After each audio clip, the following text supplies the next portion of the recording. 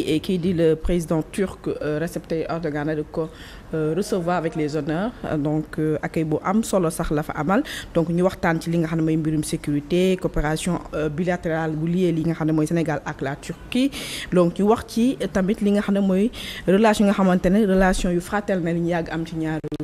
réew yooyu ma bàyyi nag def la décryptage wala analyse ci visite bi. Oui, effectivement, je crois bien qu'aujourd'hui constaté nañu bu baax depuis plusieurs années maintenant qu'entre le Sénégal et la Turquie relation amicale bilatérale yu am solo la relation diplomatique yu am dayoom relation également sur le plan économique parce que itamit Diamniadio bi boo koy xool lu fa nekk si ay structure yoo xam ne ay structure turque la bari na ba si aéroport international Blaise Diagne bi nga xam ni Turquie ñoo fa nekk mais également le stade international de Diamniadio Abdoulaye Wade c'est également une construction des Turcs. Turquie également ils sont dans le domaine de l'immobilier et booy xool dans Dakar il y a beaucoup d'immeubles yu judd yoo xam ne daanaka ñi fa nekk entrepreneurs ce sont des Turcs. Donc relation yoo xam ne yu am solo la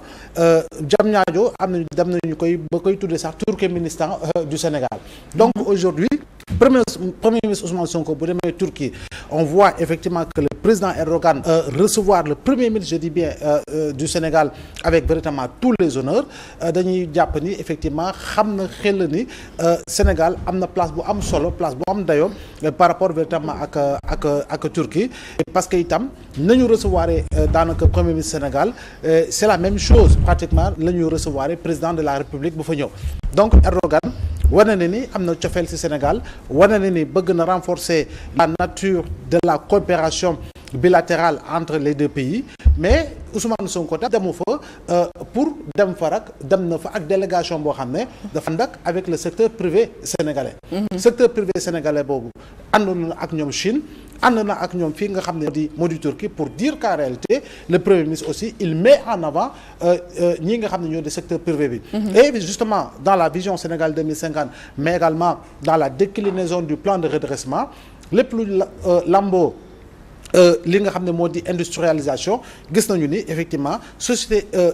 secteur privé national bi am na ci place boo xam ne place bu yaatu la ñu ko ciy woo donc bu demee Turquie war fa mën a am ay marché bu demee Turquie war fa mën a jëlee li nga xam moo di xam-xam partenariat par rapport au partenariat public privé te secteur privé national bi war see jouer rôle bu essentiel je dis encore une fois c'est une bonne chose c'est une bonne démarche parce que tamit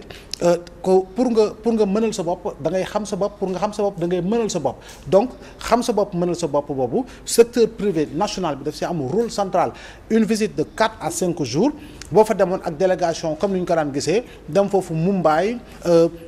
ay nit topp la te amuñu fa daanaka benn solo benn njariñ defe naa ni c'est véritablement de l'argent que l'on perd mais boo demee véritablement pour mën a andi dara par rapport ak ña nga àndal dañuy jàpp ni effectivement visite bu am solo la te itamit boo xoolee la solennité véritablement de l'accueil boo di nga xam ne effectivement que ni le président Erdogan recevoir na un premier ministre boo xam ne moom si boppam Erdogan wax na ko que ni c'est une personnalité qui compte beaucoup pour le continent africain et je pense que loolu du loo xam ne dañ koy werante fii ci Sénégal sur le plan politique nit yi dañuy dalante mais dayoo nit ki itamit jàpp naa ni dépassé na les frontières du Sénégal. Alors ci coopération mettre na l'accent bu baax a baax ci coopération défense ak sécurité d'habitude ay coopération li nga xam ne moom mbirum économie lañu daan gën a dem mais plupart volet sécuritaire ak défense mettre l'accent mu nekk beneen coopération bu bees bu ñu nar a amal entre Turquie ak Sénégal. waaye xam nga tamit Turquie boo koy xool sur la production du matériel militaire daf si am solo. Matériel même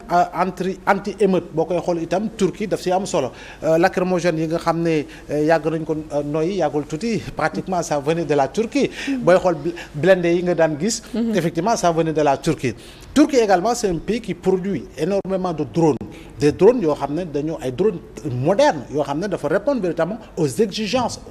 technologiques actuellement donc sur le plan de la sécurité ak li nga xam ne mooy ceinture de feu bi Sénégal nekk par rapport à la Mali yàggul tuuti au Mali les terroristes sont arrivés jusqu'aux frontières du Sénégal daanaka au niveau de Kayes donc je pense que il faut impérativement miser sur li nga xam ne moo di la sécurité par rapport véritablement au renforcement du partenariat avec des pays comme la Turquie mais également lépp li nga xam ne mooy jumtukaay bu moderne boo xam ne gendarmerie soxla na ko surtout l'armée bi tam soxla na ko Sénégal war na si mën a ànd ak Turquie comme nu mu si àndee war a ànd ak yeneen dëkk yoo xam ne war nañu mën a jàppale sur ce plan là parce qu'en réalité nul n'a besoin notamment d'une déstabilisation du Sénégal de ce point de vue là jàpp naa ne nag lu ñu war a renforcer la lépp lu fépp Sénégal war a mën a dem ci Sénégal autorité Sénégal fu mën a dem si àddina pour andi fii si Sénégal na fa dem pour que Sénégal jaruñu si doomu Sénégal war see mën a jaruñu. D'accord alors Bokar Ly gis nañu FDS les Guelwaar da ngeen bokk ci coalition Diomaye président ngeen bokk ci ñi nga xam ne ñoo ko yóbbu au pouvoir mais une fois ñu installé wu dañoo sentir ñu leen carrément seen implication ci gestion de la cité donc ci nomination yi sentir ñu leen ci plan de redressement bi déjà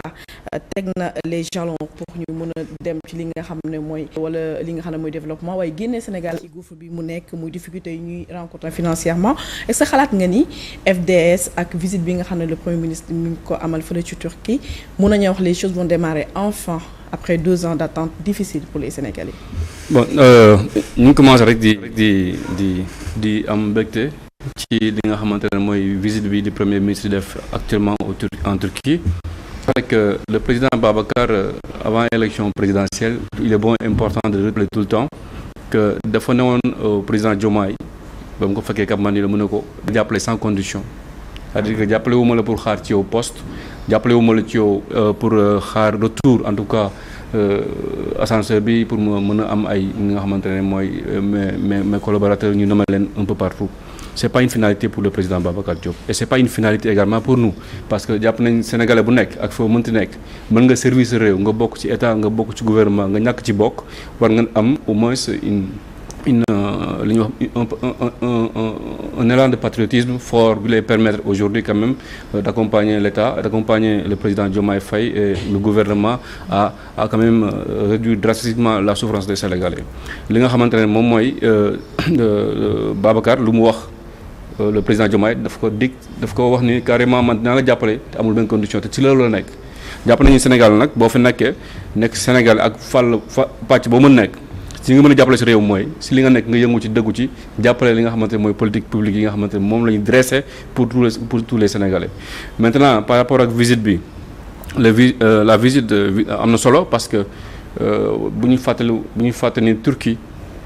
allié stratégique bu Sénégal la en termes d'armement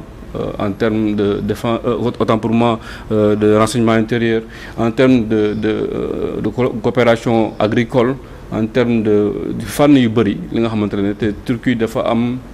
suñuy échange ak ñoom bon lu ñuy wax à peu près $1 million boo xamante ne moom la ñu séntu ci moom ci visite bi nga xamante ne moom le premier ministre am foofu Turquie actuellement. $1 milliard. Voilà donc 240 ainsi de suite c'est quelque chose loo xamante ne mën nañ ko poser sur la balance comme loo xamante ne ni Sénégal mën nañu jàpp ne tey sur le plan nga xamante ne moom lañu dressé mooy le redressement qui est en train de s'appliquer le plan de redressement économique et social bi président Diomaye Faye impulsé à son gouvernement mu koy doxal dañ ci jàpp ni que ni c'est un bon plan qui a démarré depuis longtemps qui est en train aujourd'hui à chaque phase bu nekk pàcc bu nekk fu mu toll ñu doxal ko ak ñi nga xam ne ñoo koy war a doxal donc moom mooy andi tey que ni Sénégalais yi commencé nañ comprendre c'est pas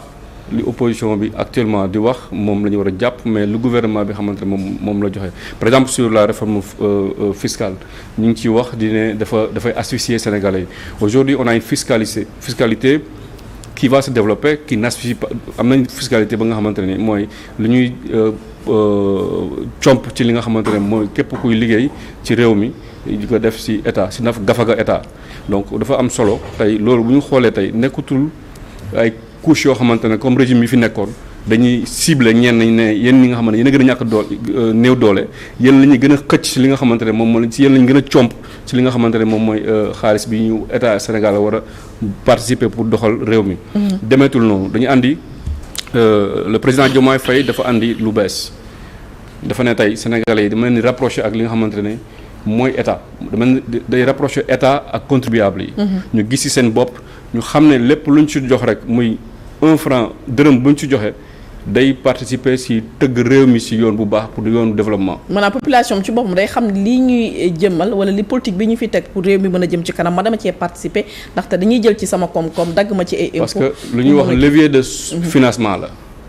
instrument boo xamante ne ni mën nañ jàpp instrument de souveraineté économique c'est-à-dire que tey xaaruñu tey ñi nga xamante ne ñoom ñooy nekk bitim réew di andi xaalis di ñu lebal xaalis ba pare dañuy imposer da ngeen war a dagg subvention yi nga xamante ne moom la Sénégalais yi yaakaar pour am un peu li nga xamante ne moom mooy seen dund. mais am nañu naan loolu noonu ak contexte économique bu difficile bi Sénégalais di dund dafa mel ni dafay nekkaat beneen charge yu ñuy teg. mais parce que dañuy comprendre loo Sénégalais yi ou bien dañuy bëgg wax loo Sénégalais yi que li nga xamante ne moom la président Diomaye wax. dafa mënul nekk président Diomaye waxul kenn damay ñëw daggal la loo xam ne waruma la dagg dafa ne damay maanaam damay xaw a andi luy traitement équitable si li nga xamante ne moom mooy ni ñuy daggee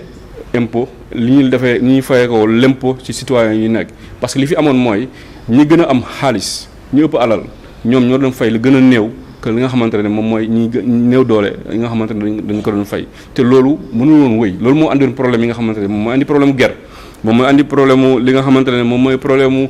ñi ñi war a jënd ay matériel pour hôpitaux yooyu duñu ko mën parce que tellement que ni ñi doon daggee impôt yi corruption bi day dugg te loolu yëpp day dajaloo bu dajaloo day andi lu ñuy wax néew doole état pour financer li nga xamante ne moom la société bi soxla muy Sénégalais li ñu xaar ci ñoom. donc c'est très important te ñu fàttali tey que visite bi am na solo parce que bu ñu ñëwaat comme Abdoulaye wax na ko sànq. li ñu faroon di gis mooy visite yi ñu leen dem dañu jël maanaam yaa ma neex neexuma la nekk si gouvernement amoo benn xam-xam ci li nga xamante ne mooy wàcc mooy pàcc bi nga xamante ne moom la ñu xaar ci yow ci xam-xam dañu lay jël rek boole si délégation bi yóbbu la woo Farba Ngom woo ñeneen yóbbu leen bien sûr pourquoi ma wax loolu parce que loolu réalité la ñëpp gis nañ ko pourquoi je dis lu tax ma joxe exemple yu leer moo bëgg Sénégal yi ñuy dégg ñu xam ni tollatuñ ci état boo xam ne day fo dañu nekk ci phase boo xamante ne liggéey ak pour liggéey Sénégalais yi côté moom le président Diomaye Faye oote le président Babacar Diop bi ko ci jàppale tey gis nañ sobriété bi nga xamante ne am nañ ko ci visite bi mooy le premier ministre est en train de faire le nécessaire pour le Sénégal uniquement pour le Sénégal te wax na ko fàttali na ko ci au moment où il faisait jàkkaarloo ko diisoo ngir suñu administration il a rappelé également c'est très important de le dire ici mooy que ni boobu ba léegi ñu ngi wax les organisations internationales ñu ngi jéem a asphyxié mais taxul Sénégal mi ngi taxaw métti na trop nag métti na trop parce que li doon gën mooy ñu jot ci li nga xamante ne moom mooy fonds yi nga xamante ne dañu koy jox mais gannaaw joxuñu ko te yàlla may nañu borom xam-xam ay sénégalais côte nekk fii Sénégal am yaakaar ci seen réew bëgg a jàppale seen réew te boobu ba léegi depuis avril 2024 ba léegi mi ngi dox jàpp nañ ni kon loolu mën na. depuis avril 2024 annoncé nañu ay plan annoncé nañu fi ay bii récemment mooy bu ñu def vendredi pour yow ci durée retombée